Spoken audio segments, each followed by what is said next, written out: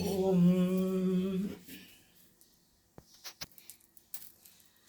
వెంకటేశో వాసుదేవో ప్రద్యుమ్నో అమిత విక్రమాం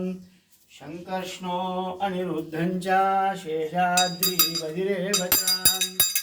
జనార్దన పద్మనాభో వెంకటాచలవాసగాం సృష్టికర్తా జగన్నాథ మాధవో భక్తవత్సలాం గోవిందో ద్రౌపది కృష్ణో కేశవో గరుడధ్వజాం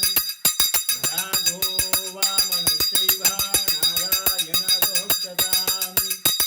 శ్రీధరః పుండరీకాక్ష సర్వదేవస్తుతో హరి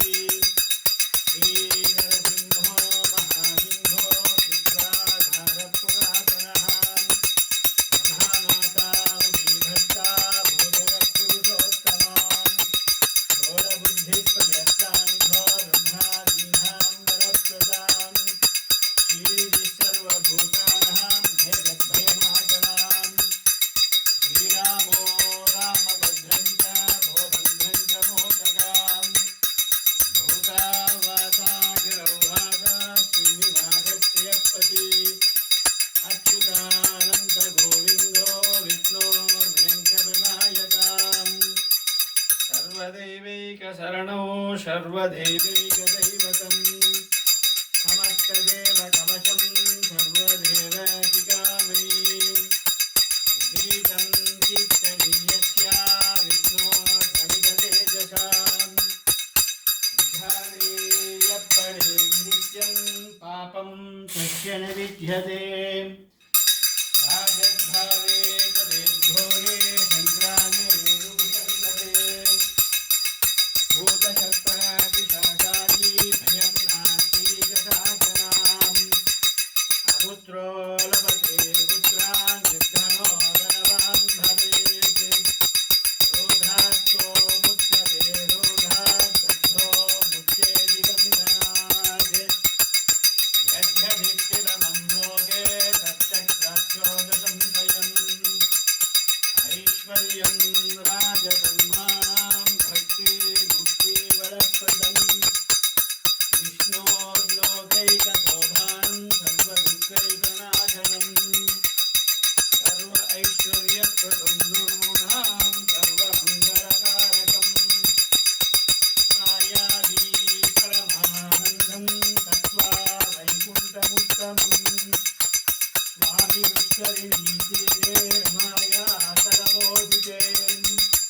कल्याणात्पुरधात्राय काभिधात्तप्रदायिने श्रीमद्वेङ्कटनाथाय श्रीनिवासाय ते नमः वेङ्कटाद्रिमन्तानं ब्रह्माण्डेनास्तिगन्धनां वेङ्कटेशनमादेवो न भूतो न भविष्यति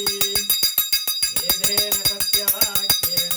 सर्वार्थान् सारयं यहम् इति श्रीब्रह्माण्डपुराणे ब्रह्मणारम्भाणे वेङ्कटेशमहात्म्ये वेङ्कटेशस्तोत्रम् सम्पूर्णं श्रीकृष्णार्पणमस्तु। राजाधिराजाय प्रसज्ञसागिनेः नमो वयं वैः श्रवणाय गुर्महे कमे कामान् कामकामाय मह्यौः कामेश्वरो वैश्रवणो ददातु कुबेराज वैश्रवणाय महाराजाय ते नमः। ॐ यानि कानि च पापानि जन्मान्तरकृतानि च तानि तानि विनश्यन्ते प्रदक्षिणं पदे पदे पापोऽहं पापकर्माः पापात्मा पापसम्भवः द्रागिमां नरकाद्घोरा शरणागतवत्सलाम् अन्यदा शरणं नास्ति त्वमेव शरणं भवाम् तस्मात् कारुण्यभावेन रक्ष रक्ष रमापते।